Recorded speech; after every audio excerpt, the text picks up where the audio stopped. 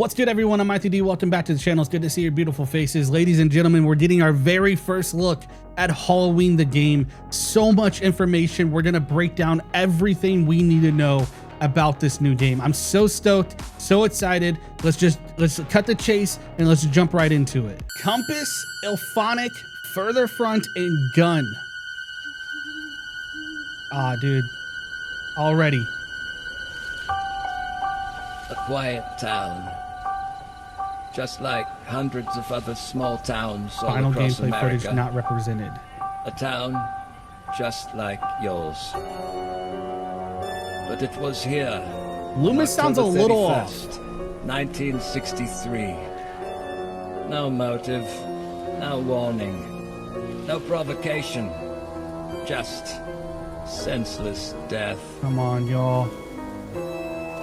I met him 15 years ago. I thought there was hope, that he could be reached. Michael's just killing What everyone I in met town. was not a child. No emotion. Perhaps not even human. 15 years later, he returned home. But what happened that night was only the beginning. It wasn't just a killing spree.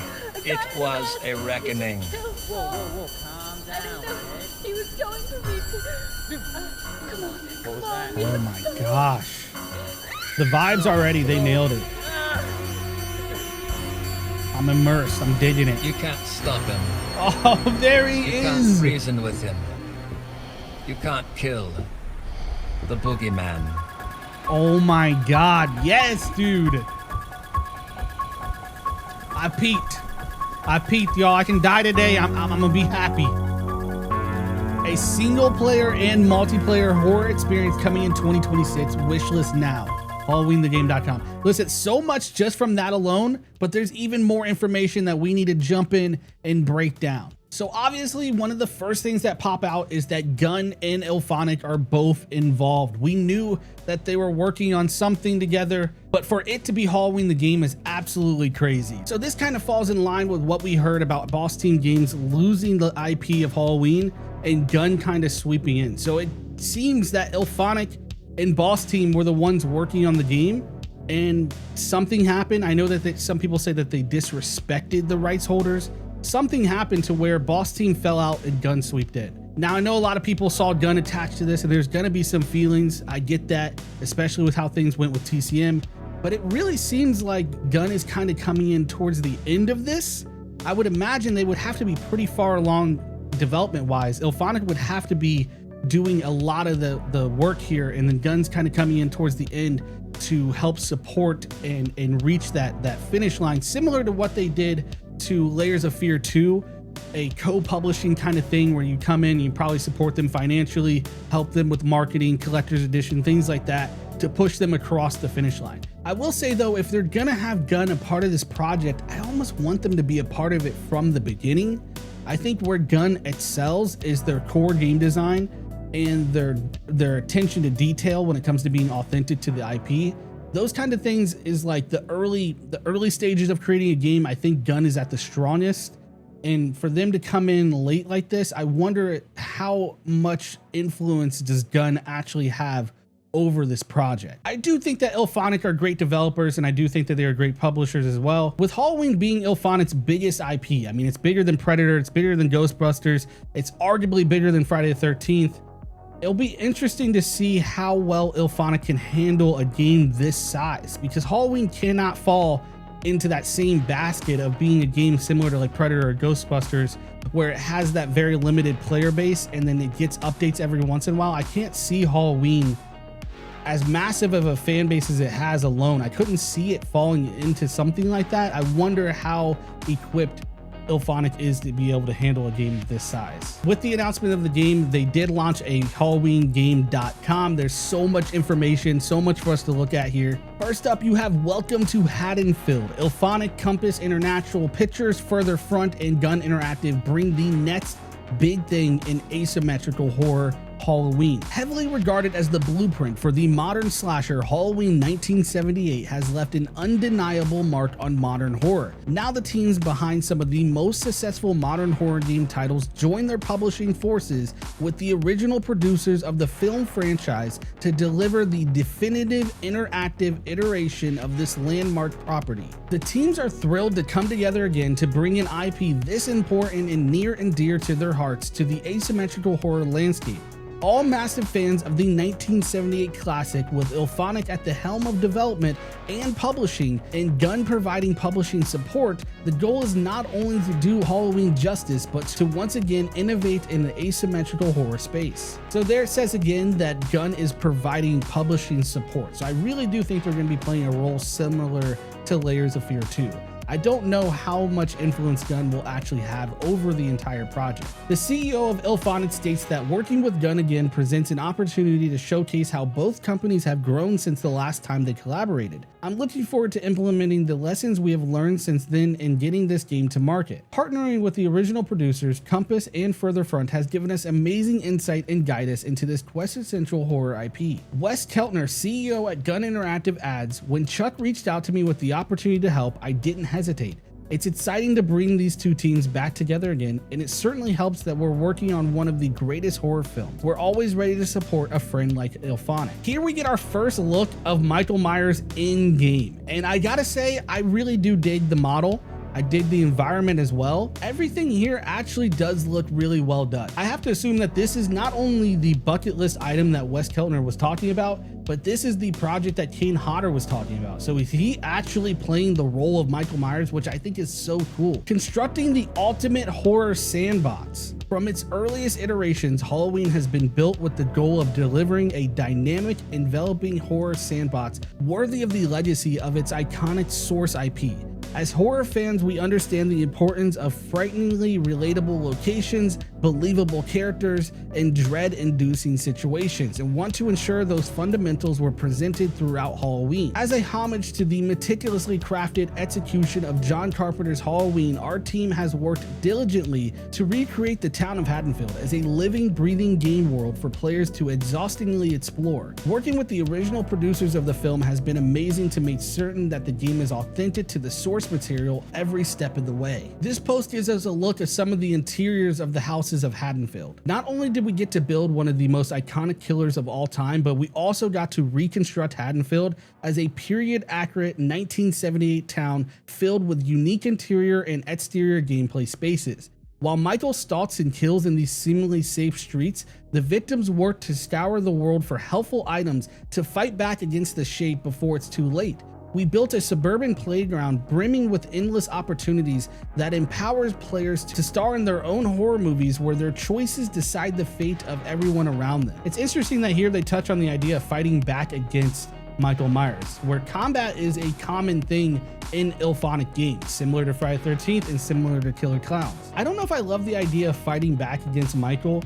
I think it's something that could be done, but it's a very slippery slope where we start bullying Michael, things we've seen before. Effective scares are often executed through a careful concoction of stark lighting, unsettling atmosphere, and anxious musical tabs. And most importantly, the element of unpredictability. Halloween leverages Unreal Engine 5 to provide convincing in-game locations and familiar landmarks from Halloween with an expansive array of dynamic map features, distinct gameplay systems, and lifelike NPC interactions, all accompanied by haunted visuals and chilling audio that adapts to the world and actions around you. They hit us with another photo of Hadenfield. You can see a little bit of a water tower in the back. There does seem to be some sort of like phone fuse power source type of thing on the side of the house here. I'm not exactly sure if that's something we interact with or not. Whether it's allowing players to step behind the mask and shape the critical narrative events of the night he came home through the eyes of Michael Myers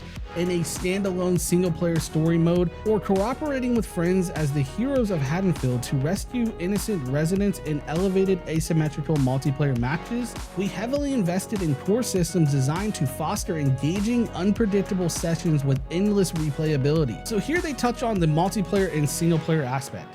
It really seems like the single-player aspect will be us going through some of the movie events, possibly a single player challenge type thing where we get to play as Michael Myers and we have a list of objectives to go through. And then they touch on the multiplayer side. It sounds like the main objectives of the survivors or the babysitters or whatever you want to call them is to rescue either kids or residents of Hadenfield. They hit us with another in-game photo of Michael standing in front of a broken window. I don't know if we're able to dive out of them similar to Friday the 13th, but man, he looks so good here. The lighting on the mask, the shape is truly alive, y'all, and it's so good. Tackling single and multiplayer modes in Halloween. Ilonic dives into why making a single player narrative in Halloween was a must. We knew that this project wouldn't have been complete with just a fun multiplayer experience. There needed to be an immersive single player component to fully bring a true horror experience to players. Couldn't agree more with this, especially when in the case of Halloween, I think the single player experience just worked so well for it.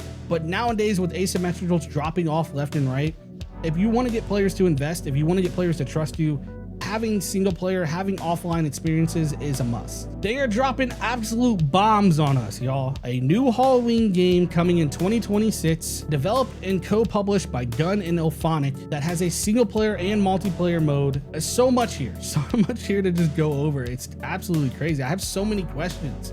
How many different Michaels do we have? Do we have access to other films? Is it just the first one? Kind of seems like there's going to be some sort of NPCs and residents of Hadenfield that the survivors are going to have to protect or interact with. How exactly does that work? What are the exact objectives that we're going to have to do? Does Michael have any sort of metagame? One, are there perks involved for both sides? And is there any sort of abilities and powers? Is there a stalk mechanic, a fear mechanic? There's so many questions. I need to know more. The Steam page does give us a little bit more info. It's Halloween night, 1978. The unsuspecting families of the quiet suburban town of Hadenfield are making holiday preparations, and evil has made its way home. Take the shape of evil as Michael Myers or save your neighbors as a hero of Hadenfield in Halloween, the ultimate asymmetrical horror sandbox. As Michael, players wear the mask, become the Boogeyman, and stalk the innocent residents with a relentless obsession. Utilizing a nightmarish array of abilities, Michael leverages shadows and stealth to satisfy his bloodthirst. This doesn't mean Hadenfield is going down without a fight. Frightened townsfolk will call local authorities and even fight back when threatened, incentivizing Michael to avoid detection. And for the first time ever, fans of the transformative original film will have the option to witness the haunting narrative events surrounding the night he came home through the eyes of Michael Myers in the standalone single player story mode. So Michael, gameplay wise, almost sounds like a multiplayer Hitman kinda, which is so crazy because the last couple of videos we've done was a Michael mod for Hitman. It sounds like there's going to be a bunch of NPCs around Hadenfield, just different residents living their everyday life. And then there's going to be a team of survivors that have objectives to do. And Michael has to stalk them down and kill them using shadows and hiding and doing Michael Myers-esque things. But if you get caught out in the open, these NPCs will call the police on Michael and he will have to then handle them as well. It sounds absolutely crazy. That's at least what I'm picking up. I would love to know what you guys think about that. As a hero of Hadenfield, it is your job to alert the residents of Hadenfield to the impending evil and help them escape before falling victim to Michael's unyielding pursuit. In dynamic and ever-changing 1v4 asymmetrical multiplayer matches, heroes must arm themselves with everyday household items, weapons, and knowledge to combat an unpredictable, unkillable enemy. Convincing townfolk and contacting the police will lead to increasingly powerful and thorough neighborhood patrols. To even the odds, you can command and equip NPCs with weapons to outsmart or even overpower the shape, providing precious windows for escape. The immersive horror sandbox is powered by Unreal Engine 5 to deliver engaging and dynamic gameplay systems, lifelike NPCs, hauntingly realistic values, cinema quality lighting, and endless scares for you and your friends. Asymmetrical horror has come home in Halloween. So on the survivor side gameplay, there are weapons. It says weapons, it says household items, and then it does sound like we have objectives that to call the police is going to be an objective, but you can give your weapons to the NPCs to hunt down Michael Myers. It's like Halloween Kills is the plot of this video game, and I'm honestly so intrigued. This is such a curveball of a way of designing a Halloween game that I don't know. It sounds really cool. The Steam page also has some pretty cool screenshots of Michael Myers. I mean, like, the house is so well done. He's so well done. Everything actually looks really cool. You get to see him stalking even the police of Haddonfield. We get a look at one of the survivors or babysitters, you would call it, with Michael in the background. It's just so good, man. And of course, we have the release date of 2026. Listen, I need to know what you guys are thinking. I want to talk about this in the comments down below. For starters, you have the idea that Gunn is working on Halloween. What's your thoughts and feelings on that? Do you prefer Gunn to be in a co-publishing situation? Do you prefer that they've been from the very start? Or do you want them not at all? I'd love to hear your thoughts on the fact that we're getting a single player and multiplayer experience for Halloween. Is Halloween big enough to escape the doom that is horror asymmetricals? Please let me know what you think down below. If you enjoyed this video, make sure to slash that like button, subscribe, and notifications set to all. I'll see you all in the next one. Don't do drugs, don't have sex, and oh yeah, don't die. Everybody dies. These days, there are certain rules. Everybody dies. Everybody dies. You gotta have a sequel. You can never have sex. Everybody dies. Everybody dies. These days, you never drink or do drugs. Everybody dies. Everybody dies. You gotta have a sequel.